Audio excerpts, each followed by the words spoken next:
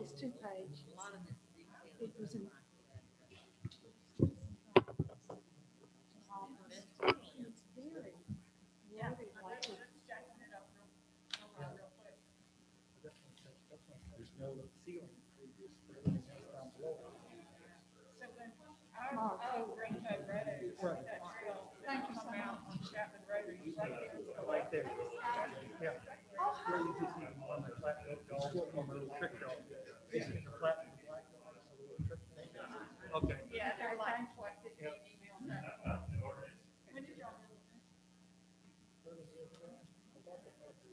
Why, no, sure. I just got it today.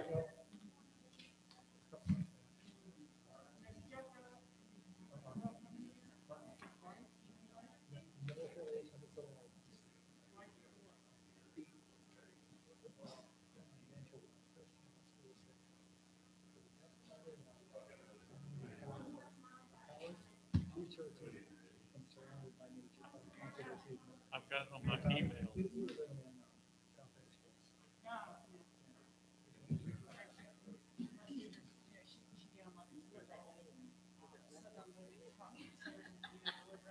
Trying to be prejudiced. That's all.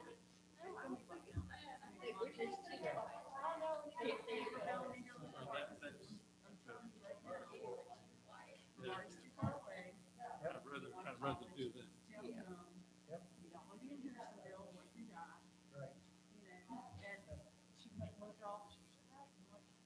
Yeah, because when, I mean, when you know, we used to drive up, you just staring down.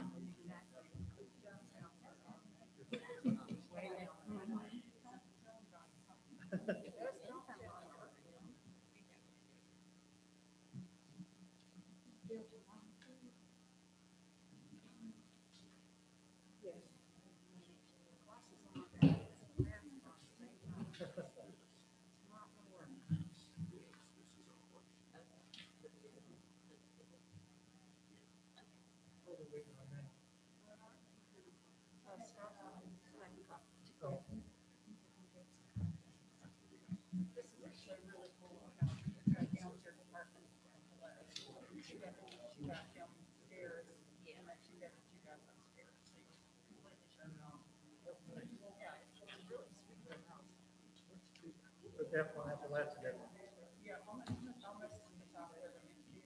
Yep. That's where my son proposed to his young wife. Yep. Yep. This is the first time we ever had a wedding in, well, 1, 2, 3, we're not wedding mode. Within 3 years, we've been in wedding mode with our daughter and our son. One night, just one left. Just 3. Oh, okay. Next Saturday. And then we finished the wedding. And the other one, another year. Yeah. Okay.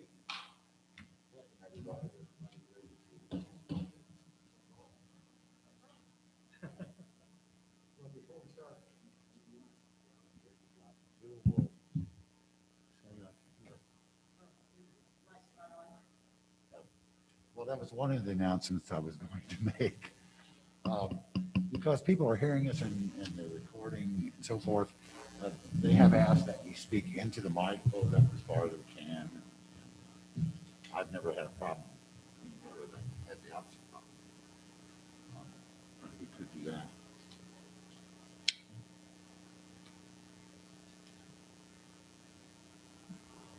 Let's have a moment of silence.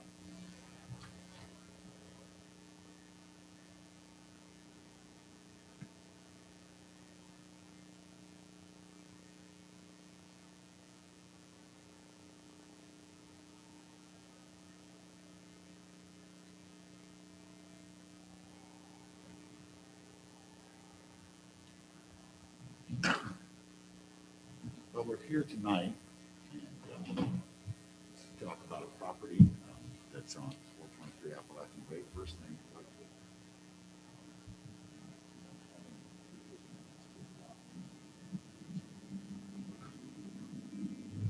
to- the agenda is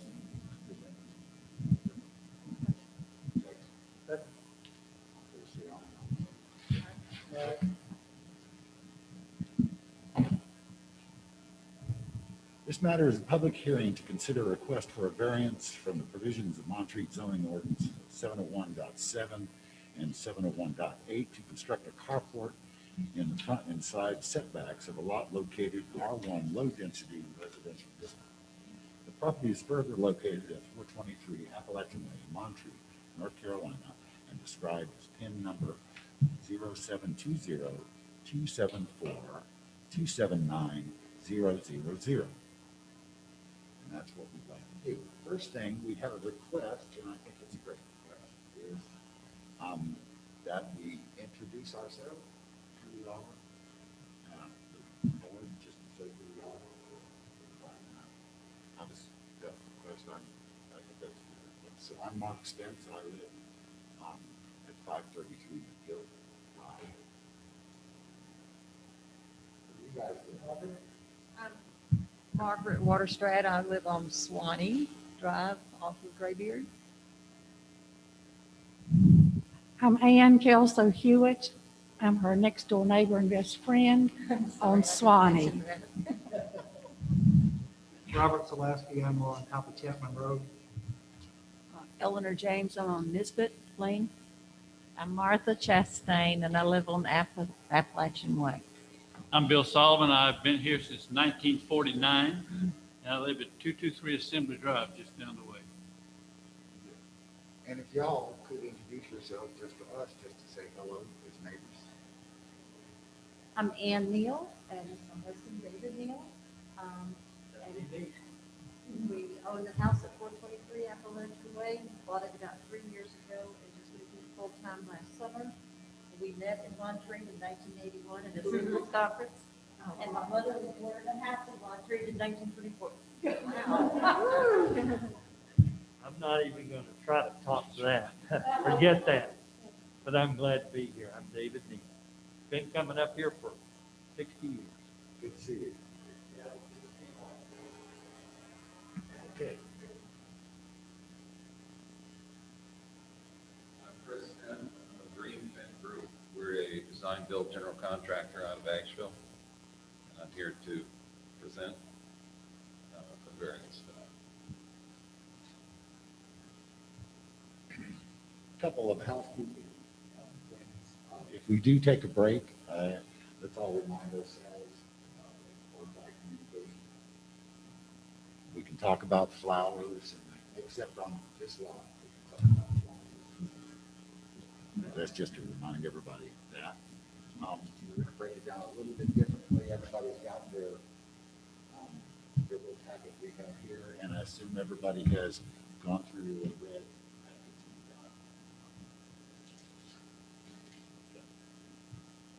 All right, well, the first thing, before we call the meeting, we'd like to ask folks to swear in all of the folks that are going to present, either the owners or the subject matter expert who has standing, and anybody else.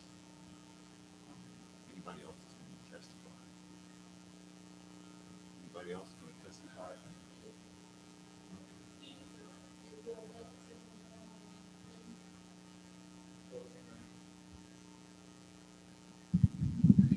What we got?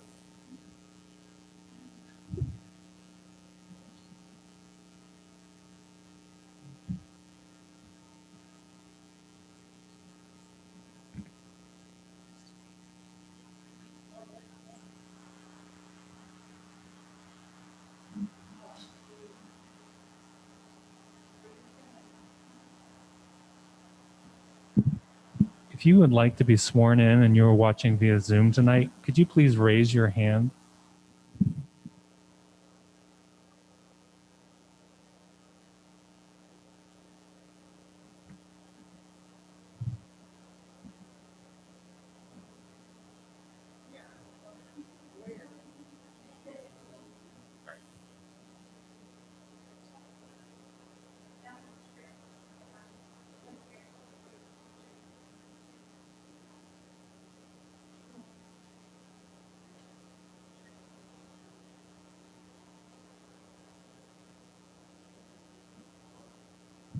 And who will be presenting for now?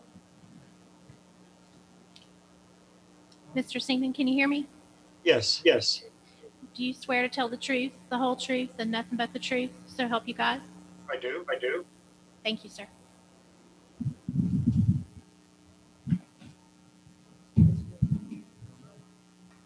Okay, the next thing we need to do, are there any conflicts on the board?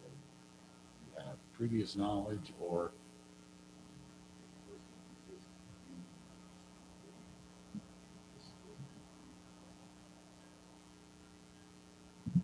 I'm sorry, could I ask again to please hold the microphones close to you that doesn't pick up for the people on Zoom? Okay, sorry about it's that. really close. Thank you. having seen no conflicts, we can proceed on. I now want to open the public hearing on this matter and ask for testimony from the zoning official.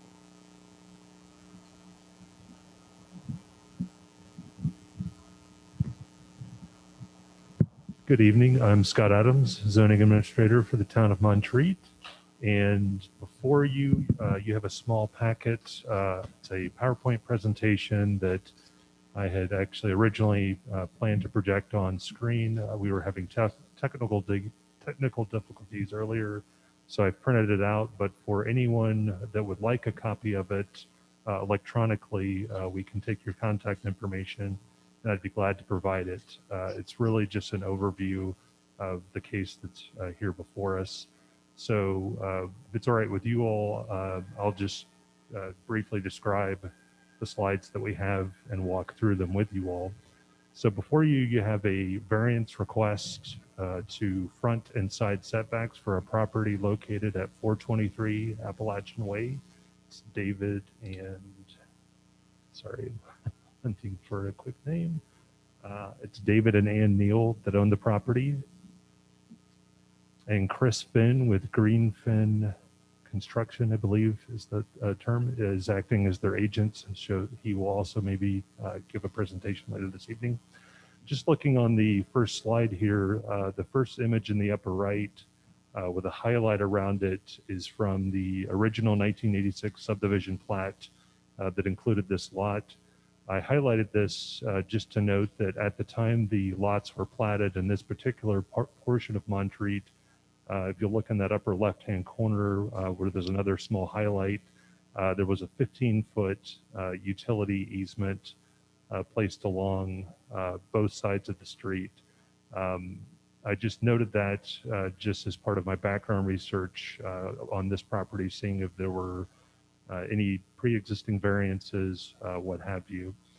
The lower image is a current site plan with existing zoning setbacks, 15 feet on the sides, 30 feet on the front, and a resulting 20-foot setback, which is, I believe, 20% of the mean lot depth. The home was built in 1994, so for the purposes of the zoning ordinance and setbacks, it's considered non-conforming since it is partially located within the setbacks, and thus to build anything else further into the setbacks, i.e. the proposed carport that the Neals are proposing, would require a variance from the Board of Adjustment. So if you'll flip to the next page, I'm just highlighting the details on the variance request. They're requesting a variance to two sections of the Montreat zoning ordinance. Under 701, R1 low density residential districts, which is the zoning district that the property is located in. The standard for a minimum front yard or setback, as I note in brackets there, the language in the ordinance listed as yards, but it is also effectively the area where the setback is 30 feet. The applicant request, as you'll see in a bit on a bit more of a detailed site plan, is to have an 11-foot setback to the carport column from the front property line. The minimum side yard setback within the zoning district, section 701.8, and then 701.81, which is the standard for single family and two family dwelling units, is 15 feet, and the applicant request is 3.5 feet to the carport/shed wall. Flipping to the third page, I just make a note of previous zoning review. 2006, there was an application that was approved to replace a failing retaining wall that supported the home's driveway. In 2018, there was an application for a porch addition, and then in 2019, there was another application to essentially reconstruct the home's retaining wall and driveway, and there's just a couple of images that were from the file. So this is just to really just demonstrate that the home has had previous zoning review in the last handful of years. Flipping to the next page, these are the details of the proposed carport, just looking at a floor plan, framing plan, and roof plan, and also at a couple of sectional elevations on the right-hand side of the sheet there. Flipping to the next page, I've got a site overview, and the dark area in the upper left of the property is the proposed footprint of the carport. So as you can see, it's basically sitting over the footprint of the home's driveway, coming immediately off of what I believe was the previous porch addition done to the home. And then on the next page is just a much more zoomed in detail that was requested of the applicants, and the agent kindly provided this information. This just details, just in a much closer view, both the existing zoning ordinance setbacks. You can see on the left there, that's the 15-foot side setback, and on the front, that's the 30-foot setback. And again, the proposed setbacks that are being requested for this structure are 3.5 feet from the shed wall to the property line on the side, and 11 feet from the carport column to the front property line.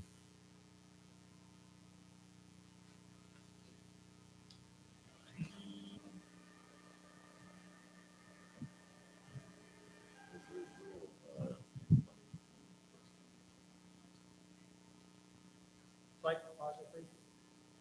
What's the site topography? It's generally, so I guess if you look on you can get a quick sense of it. If you look on the third slide with the images of previous home construction, it's essentially falling away from the road.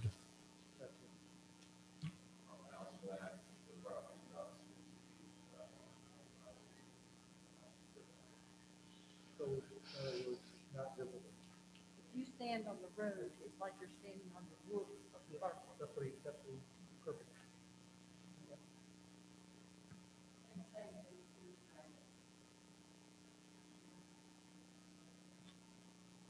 One question. What's the degree of slope? I looked at that early on. I do not have that in front of me, but it's less than 40%. 40% is the trigger for the hillside development ordinance.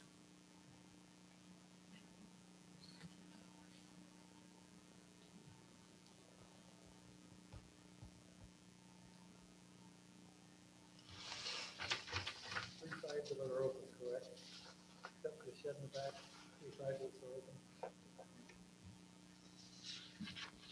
And what is the surface underneath? Is it gravel or is it pavement?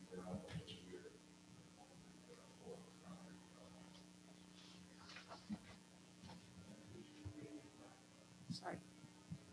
Yeah, you're gonna have to come up here. And one at a time.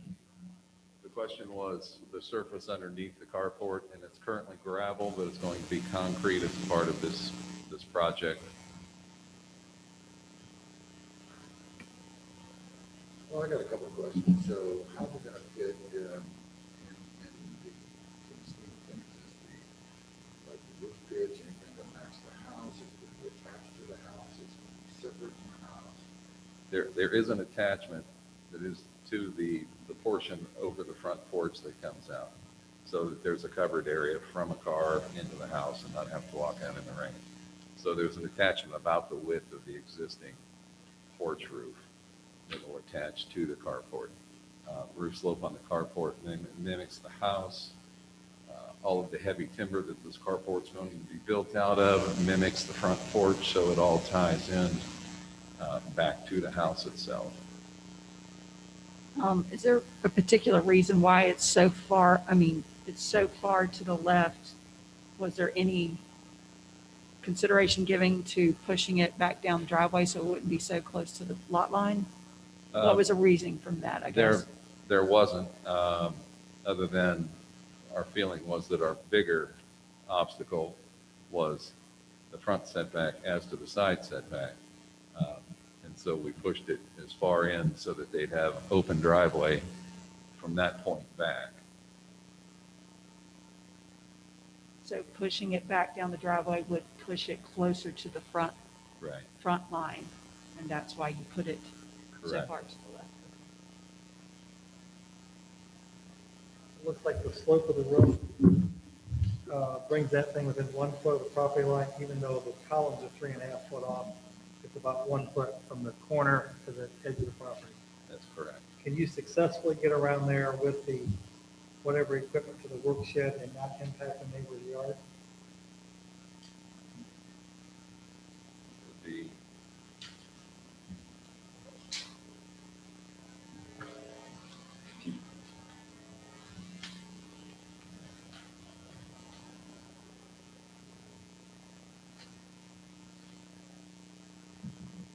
Well, to the extent of what is needing to be done between the shed and the street, I'll let the owners comment on that, but it's mostly landscaped area, correct? We landscaped that area, it's running right up against the retaining wall, and the landscaping is up on that retaining wall. So normally we walk up on top of the retaining wall in that landscaped area to walk around.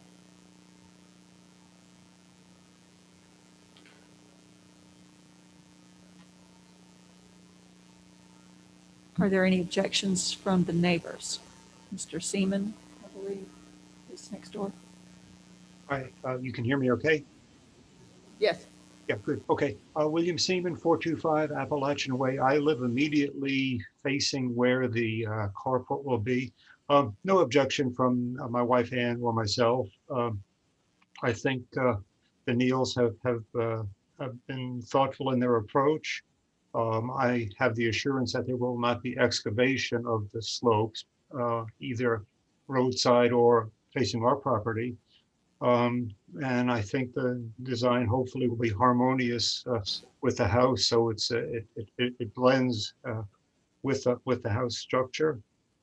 Only other suggestion I might make is that with more extreme weather facing our mountains, even though tornadoes are rare, we do get high winds, and hopefully construction will include tie downs, hurricane clips to hold the roof in place in heavy weather. But other than that, no suggestions, and as I say, no objections.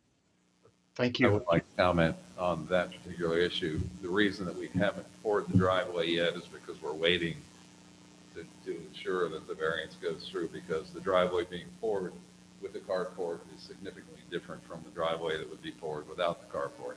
There's additional reinforcing that has to be put in under the columns, tie downs under the columns, because believe it or not, it's not support, they don't want it to fly away. We always have to anchor canopies and so forth so that the winds don't take them away. So there will be sufficient tie down. So there's a structural detail on it where you adjusted for the lift on that thing? There will be, yes. So there's a Simpson thing holding it in the concrete At least. or something like Right, that, at probably least. redheaded into it? Yes, And then you got a hurricane clip up that does that's that, correct. right? And all the heavy timber connections. You're good for 200 miles an hour then. What about again, back to the concrete that will be poured down there, what about water runoff, impervious versus, impermeable?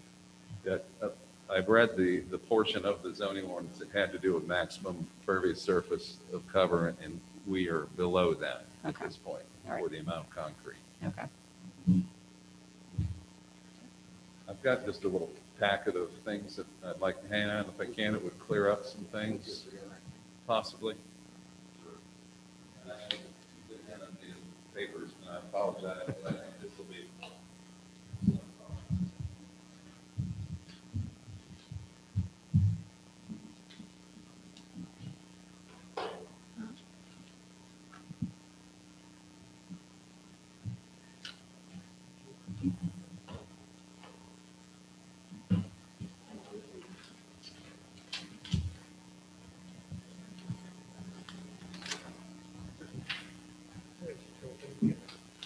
That's okay. Oh, yeah. It's sharp.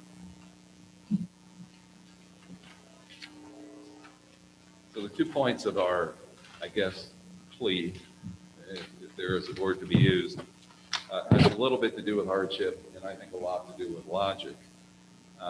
When we found out that we were going to be completely in the setback, that's the reason we knew that we had to be here.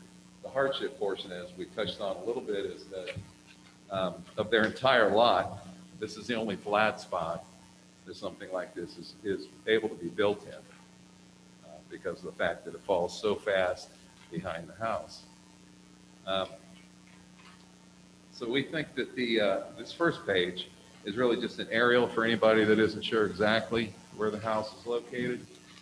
The blue circle there, and it's very similar to what Scott gave you.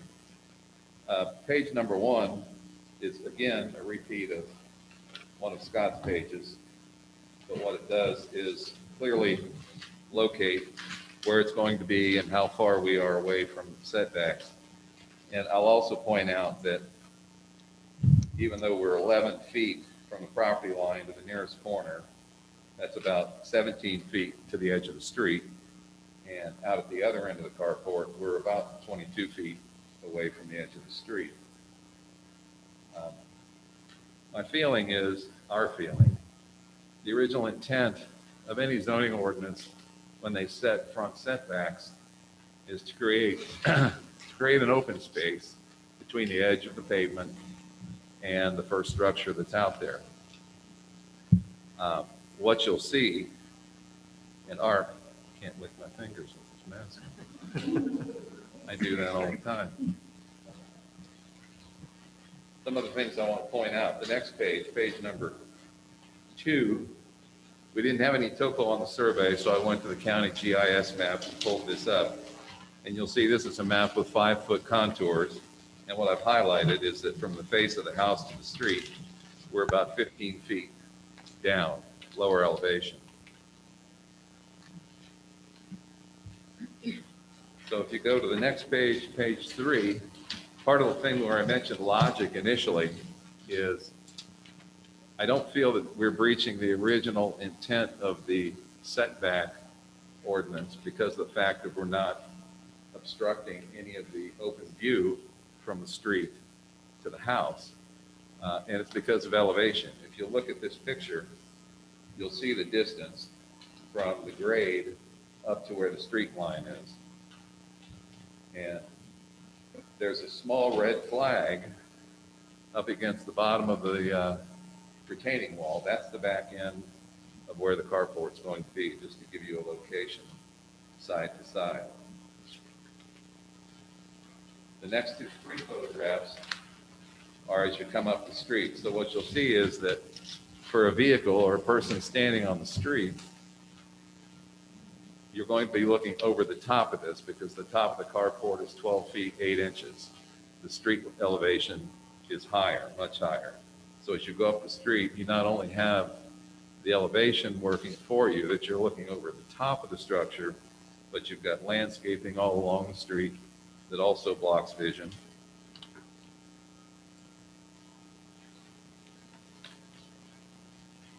And for all intents, the structure or the mass or whatever you want to call it kind of goes away.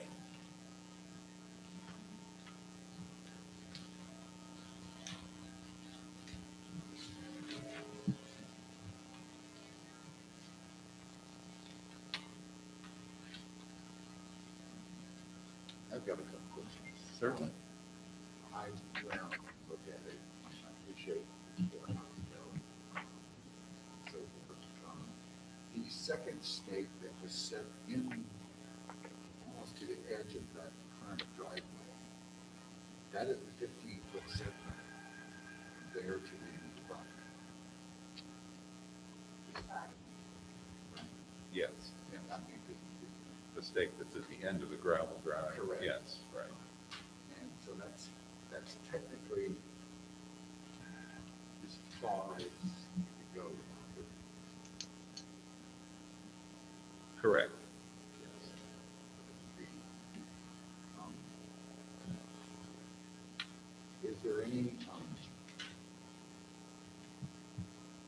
any way, number one, have any of the other areas in the code you look at, is there any other driveways that have less of a setback in your area? That I do not know. But sometimes, you guys correct me if I'm wrong, but sometimes if your other neighbors have less of a setback, you can also. Correct. But it can never be less than 15 feet. Right, That's the, right. just wondering. I did not check that. I don't know what the adjacent properties have. Well, even if they did move it back, they're still in the 30-foot setback. So, I mean, they're in, The 30-foot setback can be reduced. The 30-foot setback can be reduced if the adjacent neighbors have a similar less than 30-foot setback according to the code. That's why I was asking. I see. Right. A side setback. I looked at that north of the front side, which is basically the corner of the house. Correct. Second stake is Yes. basically the corner of the house. Yeah. That's technically as far as you can go without a variance, right? That's the corner of the 2 setbacks. Now, it also talks about his 3-foot overhang. Right. So where is the overhang versus the actual building itself? Because if you get 3 feet, then technically 15 feet, if there was enough evidence you could get more, you could get 3 feet. Right. See that, because we're way off of that. Right. We are, yes. And I'll just make a quick note, the section of the zoning ordinance that you're referring to is section 615, special front yard requirements in developed areas. So there is a provision that allows up to a reduction up to 15 feet on the front setback within the zoning ordinance. Up to 15 feet. That's correct, for the front setback. So moving it down would, I see the corner, it says to 9 feet right now. In the 30-foot setback, the corner is at 9 feet. If you moved it down, it'd be even less, so it would not be the 15-foot setback. Okay.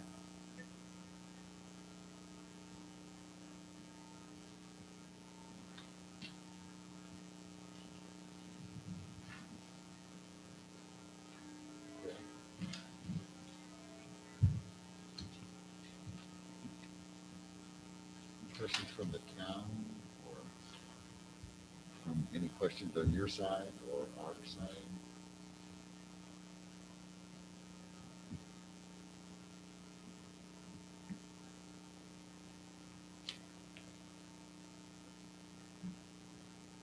I'll make one quick note it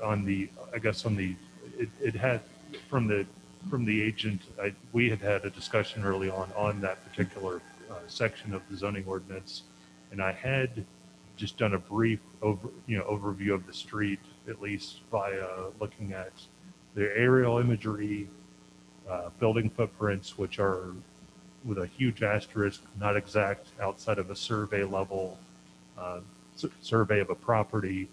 And honestly, for that whole stretch of the street, in terms of a consistent prevailing setback, there was not one. So it's just given its relatively young age, being from the mid 80s, mid 90s.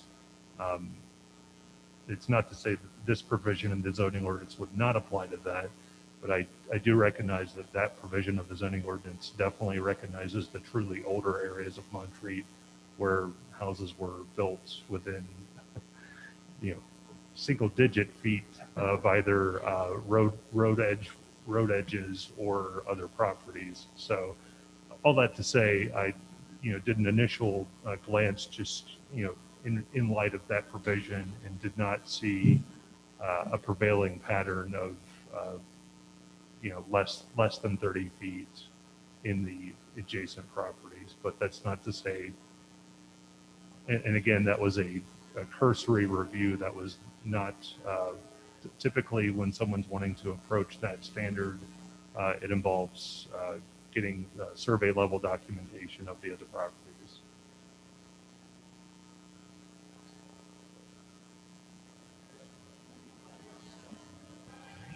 If not, you get to listen to our. Yes, ma'am. My husband's laughing, he's here, I was want to speak. In terms of the adjacent houses, most of the houses on Appalachian Way are above the road because of the topology. There are very few, some are even with the road, such as the Jones's house below us. And then the Seaman's house and the Shaw's house, like ours, are below the road, but their lots are more flat. Ours is steeper. So I think you have little evidence of other houses that are below the road on that street to try and find a similar scenario. One reason why we didn't want, if you look at the map, that front corner that was actually within the setback because of the original 15-foot setback, that's where the road is curving in. So that side of the house is closer to the road than the other end of the house. That is part of why we didn't want to move the whole structure closer away from the Siemens lot line and closer to the end of the driveway because it runs out of space. It cuts off the walkway to the front door.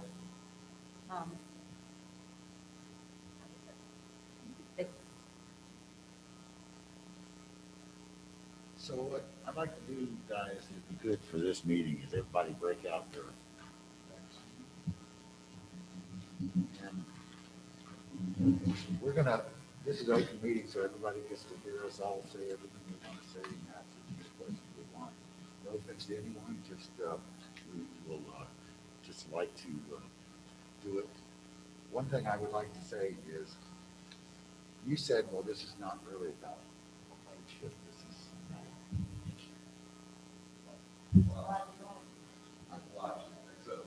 Yeah, unfortunately, the law says we have to make our decision based on hardship. So, you know, where I respect that, I just want you to understand, in our deliberation. I won't blame. And these are, as y'all know, this is in the, on the town website, the ordinances and so forth, you know, I'm sure you look it up. And so whenever you go for a variance, the provisions are pretty clear. You know, it's 30 foot, and it's 15 feet, depending on, I assume it's a 10,000 foot per less than. Where you are. I'm assuming, so it's R1 with the 10,000 foot restrictions. So what we're gonna do is go through the primary reasoning that we have to use to make the decision.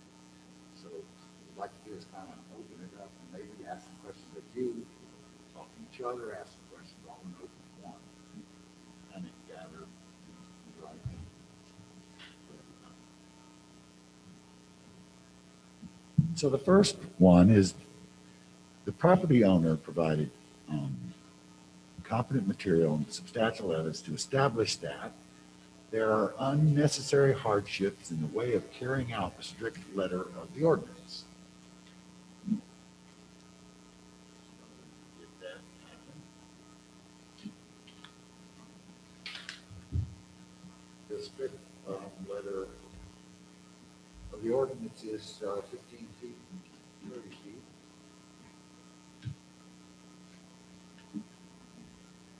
My comments go to number 1 and 2.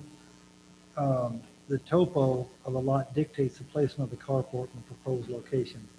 I would add to that, what I put on number 2 is steep topography prevents the carport to be constructed in an alternate location without excessive cost or stairs. As soon as you bring in, if you drop that thing anywhere else in that site, now you've got 8-10 stairs to get up to the house, and that doesn't work. So those are my comments on 1 and 2.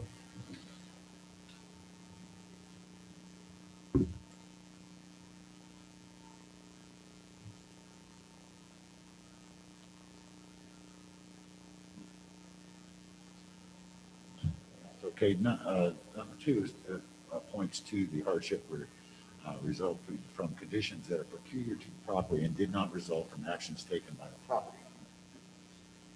The response backwards for your application.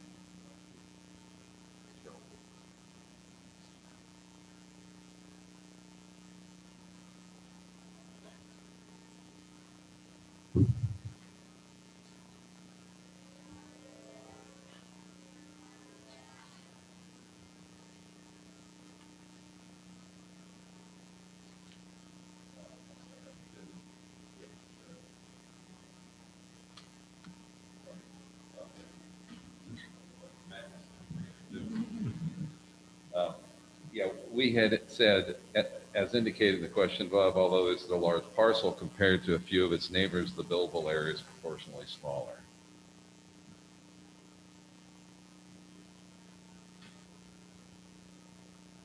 So that would be the proposal. Yes.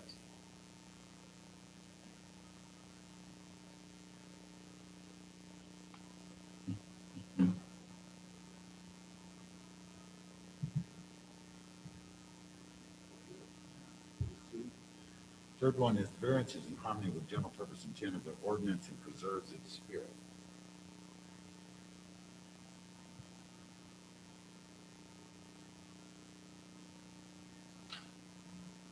Could we read the ordinance again? Or is it, I mean, I don't know how long it is. Which I mean, it says ordinance. Which ordinance are we talking about?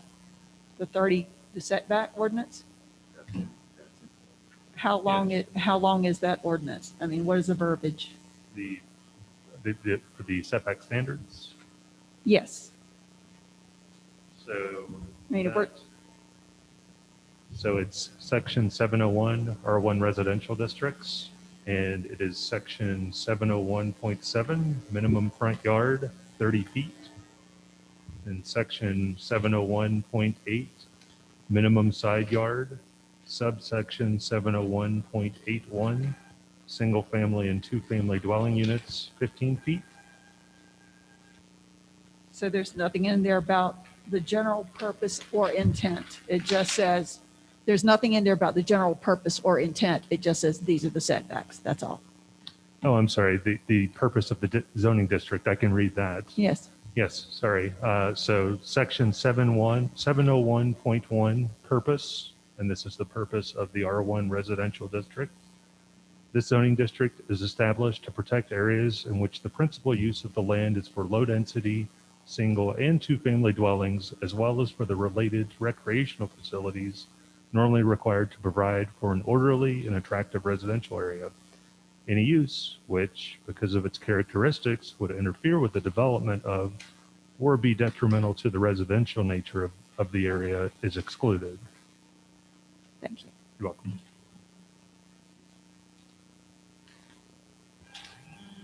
So, the revised page that was dated 1/27/21, which gives the zoning district dimensional standards pretty much straightforward.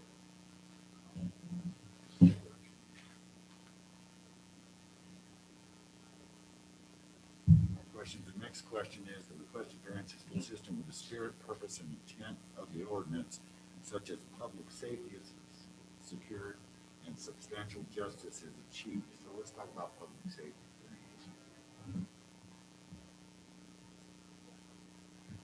That substantial justice is achieved. Our response, excuse me, to that was this request is for an open structure that is mainly screened visually from the road by its lower elevation and trees, which is the assumed intent of the ordinance. I have one comment on that. I'll defer to the other members. This carport's 33 and 3 inches front to back plus the 6-foot storage shed on the document. Roofing material comes 4x8 sheets. If you deck that thing, it's 4, so you can get to 32 feet and 6 foot pretty easily and not waste a bunch of lumber. I would love to see, but I'm not saying it, other than I'd love to see you guys back off that 1 foot from the edge of that property line so you can get around there, maintain it. And if you shorten that thing by 1 foot, then you got 2 foot to get around there. If there's any problems with it, with that wall, excavating that wall in the future, you just don't run the risk of offending or causing hardship or problem with your neighbors to the Sure. That's my only comment to that. That's just a guidance question, not anything else. Understood. Yes, that's not a problem. There's no other way to get around to service that wall. Has there been any consideration of shortening it and not having a shed?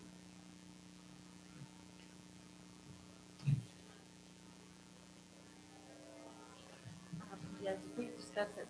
Our biggest issue is that we don't have a garage, and we needed a place to store stuff that was not visible to the public. We felt like this was a better service. Meet that need.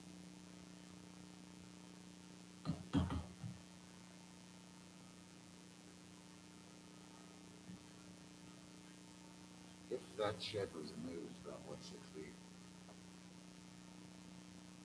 Do what? If, hypothetically, here after we're talking, if that shed was removed, that reduces the length of that thing by what, 6 feet? Correct. 6 something feet. So that's 1 feet, 9 feet, 10 feet away from the edge of the line. That's true. Yeah. Setback. Yeah.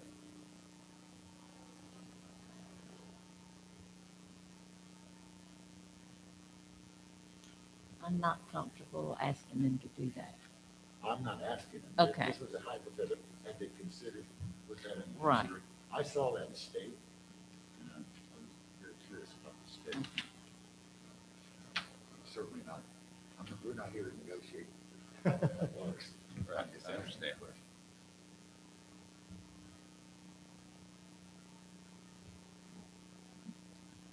So can we make a motion now? Yeah.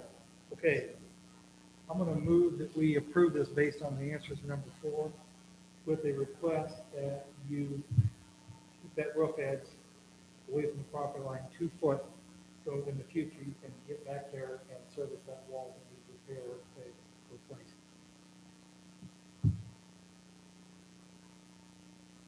A second.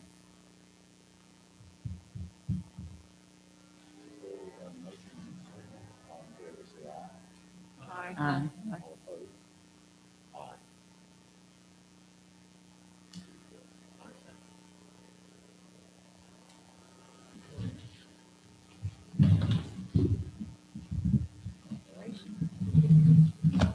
Thank you.